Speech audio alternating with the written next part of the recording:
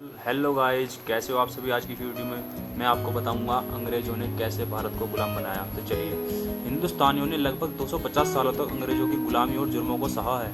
अंग्रेज़ों के अत्याचार से ना जाने कितने ही बच्चे, बूढ़े और युवकों ने अपनी जान की कुर्बानी दी। तब कहीं जाकर हम आज़ाद देश में सांसें ले पा रहे हैं। आज़ादी के 75 साल पूरे होने पर देश में अमृत महोत्सव बना सके हैं।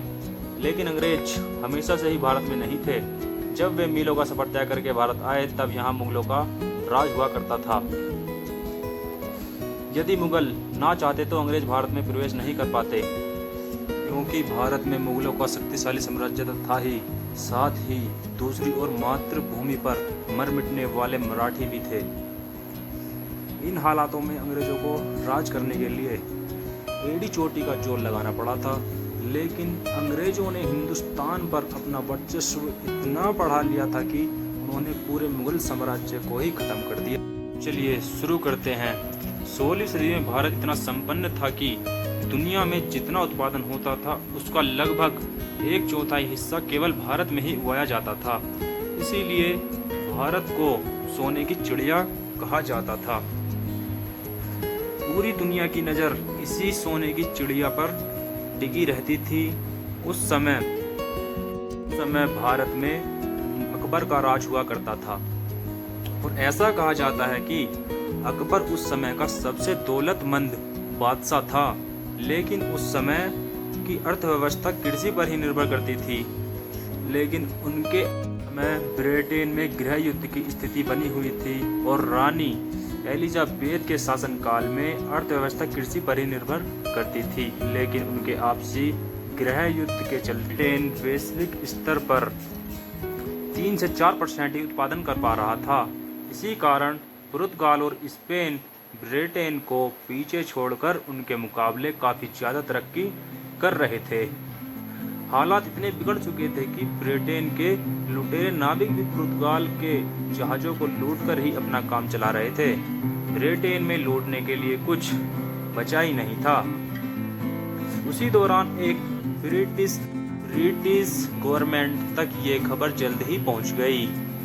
फिर सन 1600 का समय आया, जब 2 ब्रिटिश अधिकारियों ने मिलकर एक कंपनी बनाई और उस कंपनी का नाम रखा ईस्ट इंडिया कंपनी। इस कंपनी के सदस्यों ने भारत की राजनीति और कूटनीति के बारे में रानी को बताया। इसी बीच बादशाह अकबर की मौत हो चुकी थी। अकबर के बाद मुगल तख्त पर अकबर का पुत्र 1608 में जहांगीर हिंदुस्तान पर राज कर रहा था। उधर कैप्टन विलियम हॉकिंस समुद्री रास्ते से गुजरात के सूरत में अपने कुछ जहाज़ों के साथ आ चुका था। उसने आते ही कुछ कीमती उपहार और ईस्ट इंडिया कंपनी का प्रस्ताव को लेकर जहांगीर के महल में पहुंचा।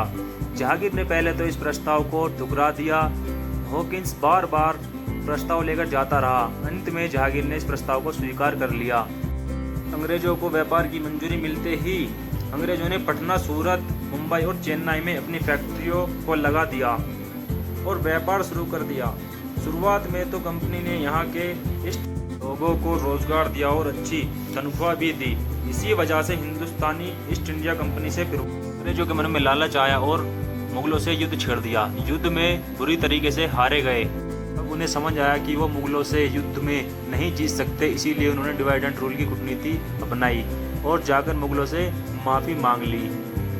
तभी मुगलों में आपस में गद्दी के लिए लड़ाई होने लगी, और इसी लड़ाई के दौरान अंग्रेजों को चाल चलने का मौका मिल गया और मुगल बादशाह ने फरमान जारी किया, जिसके कारण हम सालाना व्यापार कर सकते थे।